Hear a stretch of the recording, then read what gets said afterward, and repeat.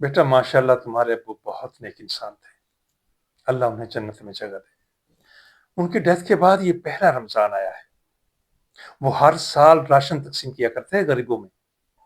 بیٹا اب یہ تمہارا فرض ہے، ان کے اس نیک عمل کو جاری رکھو تاکہ یہ عمل ان کے لیے صدقہ جاریہ بن جائے۔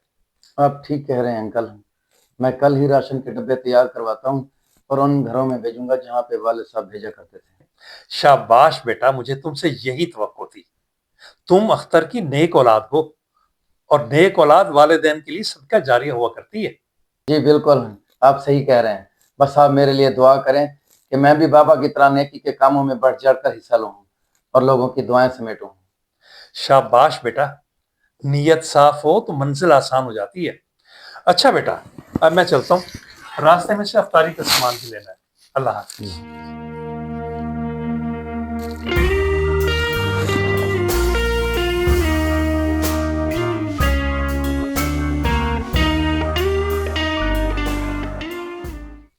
اوکے ٹھیک ہے، کل ملتے ہیں۔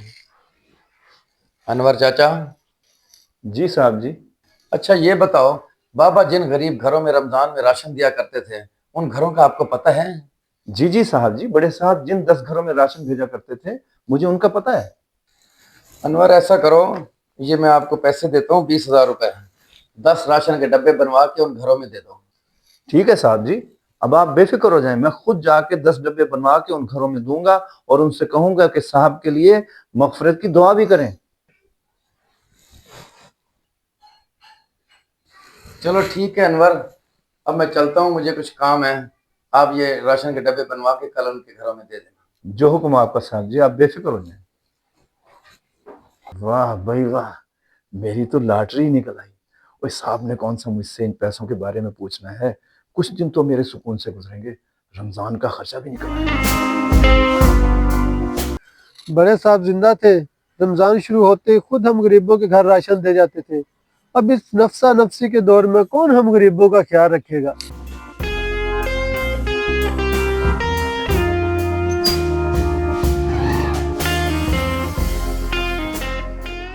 السلام علیکم چھوٹے صاحب۔ وعلیکم السلام، فیاض کیسے ہو؟ شکر ہے اللہ کا، جو وقت گزر جائے۔ او ہاں یاد آیا، راشن کا ڈبہ تو مل گیا تھا نا تجھے؟ راشن کا ڈبہ؟ صاحب میں سمجھا نہیں۔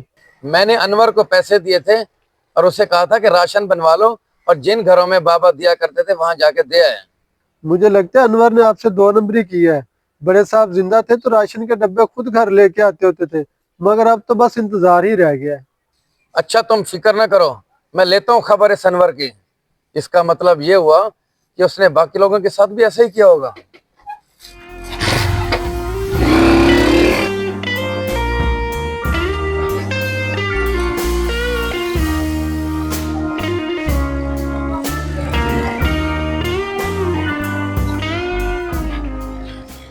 ہاں بھائی انور، غریب گھروں میں راشن بھجوا دیا تھا نا؟ جی صاحب جی، وہ تو میں نے راشن اگلے ہی دن بھجوا دیا تھا بنوا کر، بڑے صاحب کو سب دعائیں دے رہے تھے۔ اچھا یہ بتاؤ، پھر یہ سودا کس کے لیے خرید کے لے کے جا رہے ہو؟ یہ تو صاحب جی میں اپنے گھر کے لیے خرید کر لے جا رہا ہوں۔ اچھا چلو ایسا کرو، آؤ میرے ساتھ، میں تمہیں گھر چھوڑ دوں، روزے کی حالت میں کہاں ذلیل ہوتے پھرو گے۔ جی صاحب جی، بہت مہربانی آپ کی۔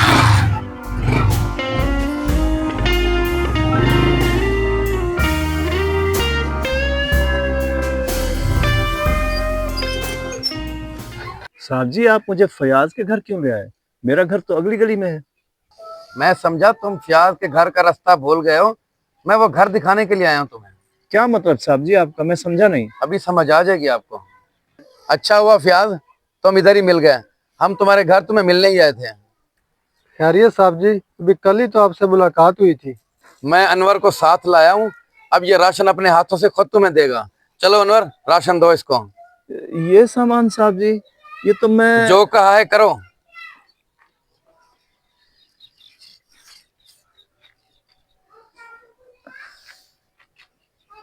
بہت شکریہ صاحب جی، بڑے صاحب کے جانے کے بعد آپ نے ہم غریبوں کا خیال رکھا، آپ کا بہت شکریہ۔ نہیں نہیں، اس میں شکریہ کی کوئی بات نہیں، بلکہ اگلے سال میں خود اپنے ہاتھوں سے راشن بنواؤں گا اور گھر گھر جا کر خود اپنے ہاتھوں سے تقسیم کروں گا، تاکہ اس جیسے بے ایمان کی وجہ سے لوگ اپنے حق سے محروم نہ رہ جائیں۔ साहब जी मुझे माफ कर दें, मेरी नीयत खराब हो गई थी। और ये आपके बकाया पैसे मैं इंशाल्लाह साहब जी कल खुद उन लोगों को आपके घर लेकर आऊंगा जिन्हें बड़े साहब खुद अपने हाथ से राशन दिया करते थे। माफी मुझसे नहीं, अल्लाह से मांगो। मेरी एक बात याद रखना, रोजा सिर्फ भूख और प्यास बर्दाश्त करने का नाम नहीं है, बल्कि झूठ से बचने का भी है। कोशिश करना आइंदा झूठ नहीं बोलना।